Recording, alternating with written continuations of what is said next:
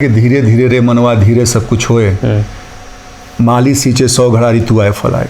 समय के अनुसार हर चीज होगा सनी जी। थोड़ा सा यादव नहीं गए वहाँ पे क्योंकि उनको मालूम है कि उनके सामने आपकी भद पिट जाएगी। अभी नीतीश कुमार जी की असली परीक्षा जो है वो कुर्नी में होगी। भाई उनके उम्मीदवार खड़े हैं वहाँ पे, हम लोग भी समय से पहले जाएंगे। अब देखते हैं कि नीतीश कुमार जी और तेजस्वी यादव ने कहा है ना कि भाई वो प्रचार करने के जाएंगे, कितनी उनकी भूमिका रहती है और कौन उम्मीदवार जीतता है। ऐसा अभी गुजरात चुनाव को गुजर जाने दीजिए, बिहार में राजनीतिक परिदृश्य बदलेगा और जब ये बदलेगा तो यकीन मानिए चिराग पासवान जो होंगे वो एनडीए में एक्स फैक्टर का काम करेंगे, बिहार की राजनीति में वो ध्रुवी का काम करेंगे। और नियति अगर ठीक होगी तब तो काम आएगा। अपराध बिल्कुल बेलगाम है। हम लोग आरा में पदयात्रा कर रहे थे, 9 दिन में 9 लोग की हत्या हुई है। अगर सरकार चाह ले, पुलिस एडमिनिस्ट्रेशन चाह ले, तो मुझे नहीं लगता है कि अपराध पर काबू नहीं पाया जा सकता। कि चिराग पासवान जी के चाचा का क्या अहमियत बच गया है बिहार में और एनडीए में। बिहार में कोई जनाधार नहीं बचा है, एनडीए गठबंधन में कोई जनाधार नहीं बचा है। वो ये बात कह रहे हैं, ये ना इनको मालूम है कि एनडीए में इनका अस्तित्व खत्म हो गया है। चिराग पासवान जी के आने से जो भी रही सही कसर थी अब ये खत्म हो जाएगा। तो अपने आप को प्रासंगिक बनाने के लिए नाम सुना है, मैं उनको व्यक्तिगत रूप से जानता नहीं हूँ, हाँ उनके बयानों को सुना है और मुझे बस उनकी बातों को सुनकर यही लगता है कि ये ऐसे लोग हैं जो कि 10-20 साल से राजनीति कर रहे हैं और इनके पास कुछ करने के लिए और कुछ बचा नहीं, तो कोई परहेज नहीं है। बिहार की जनता, राष्ट्र की जनता जानती है कि चिराग पासवान जी किससे बात कर रहे हैं और उनको कितना तवज्जो मिल रहा है। जहाँ तक बात रही है एनडीए में चिराग की वापसी का विवाद खत्म होने का नाम नहीं ले रहा है। भारतीय जनता पार्टी के साथ चिराग पासवान के पुराने रिश्ते को रीस्टोर किया गया है, लेकिन उसके बाद चाचा पशुपति पारस ने एक बार फिर से बयान देकर बवाल मचा दिया। पशुपति पारस का कहना है कि चिराग की एंट्री पशुपति पारस के कहने पर हुई है।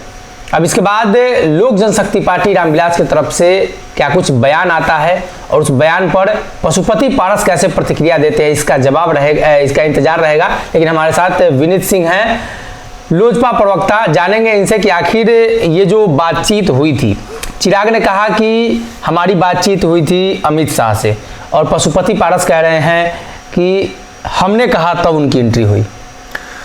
सनी जी, बड़ा हास्यास्पद बात है ये। जिस व्यक्ति का बिहार में कोई जनाधार नहीं बचा है, एनडीए गठबंधन में कोई जनाधार नहीं बचा है, वो ये बात कह रहे हैं। ये बयान जो देना इनका है, ये अपनी झेप मिटा रहे हैं। अब इनको मालूम है कि एनडीए में इनका अस्तित्व खत्म हो गया है। चिराग पासवान जी के आने से जो भी रही सही कसर थी अब ये खत्म हो जाएगा। तो अपने आप को प्रासंगिक बनाने के लिए ऐसे लोग ना बयानबाजी करते रहते हैं, तो इनकी बातों को ज़्यादा तरजीह देने की जरूरत नहीं है। ये मैं ही नहीं जानता हूँ, आप ही नहीं जानते, सर्वविदित है कि चिराग पासवान जी के चाचा का क्या अहमियत बच गया है बिहार में और एनडीए में। केशव सिंह को आप जानते होंगे, राष्ट्रीय लोक जनशक्ति पार्टी के महासचिव हैं। उन्होंने बयान दिया कि चिराग की ऐसी कोई मुलाकात अमित शाह से हुई ही नहीं थी। आखिर मामला कहाँ फंस रहा है? चिराग पासवान ने तो अब समर्थन भी कर दिया है एनडीए गठबंधन में। चाचा पशुपति पारस ने खुद स्वागत किया, कहा कि एनडीए में सभी लोग आएंगे, स्वागत है उनका। बिहार के लिए तरक्की की बात है कि एनडीए गठबंधन सरकार में एक बार फिर से आ जाए और बिहार में जो तरक्की होगी।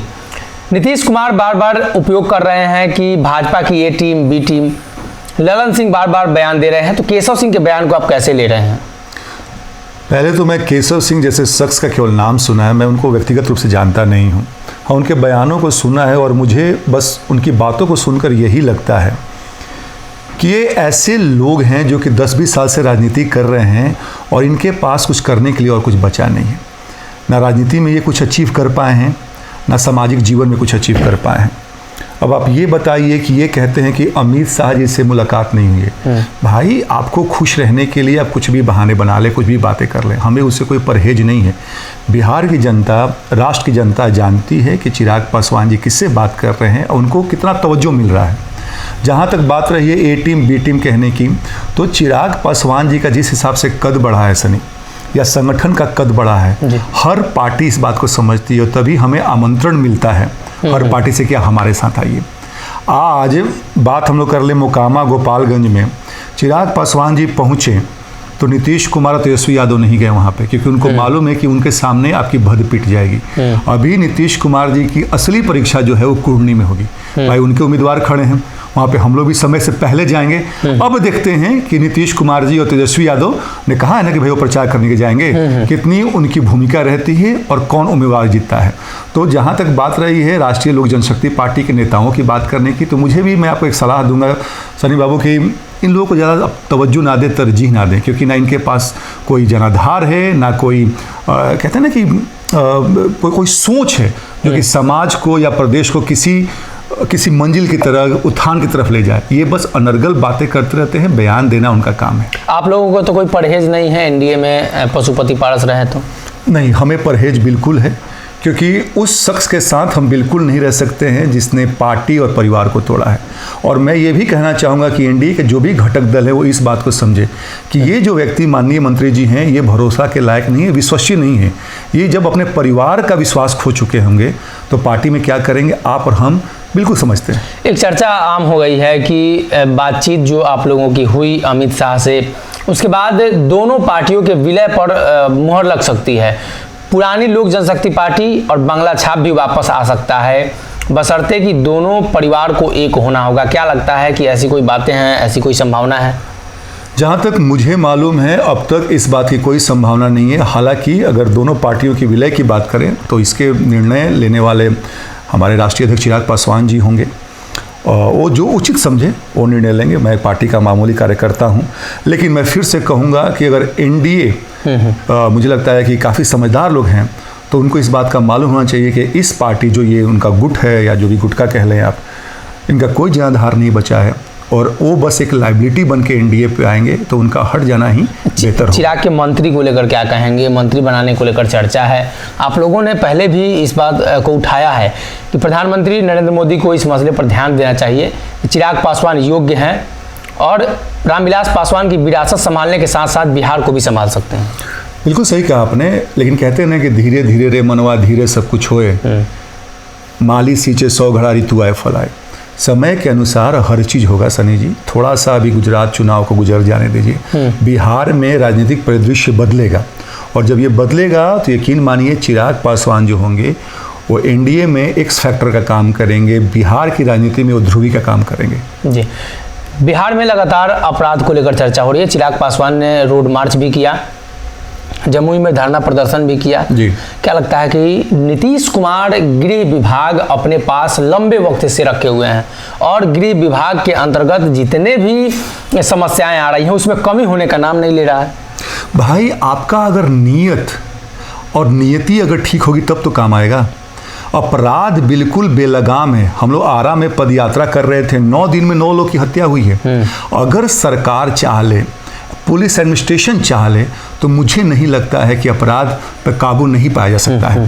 पर अगर अपराधियों का संरक्षण अगर पार्टी जदयू देगी या जो शासन में वो देंगे तो कैसे उन पे काबू होगा? आज बिहार की जनता बिल्कुल त्राहिमाम कर चुकी है। आए दिन आप अखबार पलट कर आप लोग भी तो परसेप्शन बनाने की कोशिश कर रहे होंगे कि राजद आ गई तो जंगल राज आ जाएगा। नहीं तो ये तो देखने वाली बात है। नेशनल क्राइम रिकॉर्ड ब्यूरो का आपका जो लेटेस्ट जो रिपोर्ट आया है वो कहता है कि 2-2.5 महीने में 21% से जो अपराध का ग्राफ है वो बढ़ा है। तो भाई हमारे परसेप्शन बनाने की जरूरत नहीं है। नीतीश कुमार का लोगों ने 17 साल देखा है, तेजस्वी जी का पृष्ठभूमि आपको मालूम है 15 साल का, और ये बात बिल्कुल सर्वविदित है, दृष्टिगोचर है सनी जी कि जैसे ही आया है हर जगह आप देख लीजिए, पेपर खोल के देख लीजिए, कहीं कत्लेआम हो रहा है, कहीं मारपीट हो रहा है, कहीं लूट हो रहा है। नियुक्ति पत्र आप लोगों को नहीं दिख रहा है? गांधी मैदान में तेजस्वी जी रोजगार भी तो दे रहे हैं। अरे बहुत बढ़िया आपने सवाल पूछा, और मुझे लगता है कि इसमें ना ये शो मैनेजमेंट के लिए इस सरकार को ना कुछ प्राइज मिलना चाहिए कि जो पुलिसकर्मी 2 महीना पहले जो भर्ती हो चुके हैं, जो उन्हें सैलरी उठा लिया है, जी। उसको फिर से आप नियुक्ति पत्र दे रहे हैं। आप जो चीजें घटना एनडीए के समय में 2020-21 में घटी थी आप उसको फिर से दे रहे हैं। उसको किसको, इसको ना आई वॉश कहते हैं, हॉग वॉश कहते हैं। किसको बेवकूफ बना रहे हैं? जो लोग नियुक्ति पत्र ले रहा है वो ही इस बात की पोल खोल रहे हैं और मीडिया के सामने खोल रहे हैं। तो बिहार में सनी जी कोई भी चीज अच्छा नहीं है।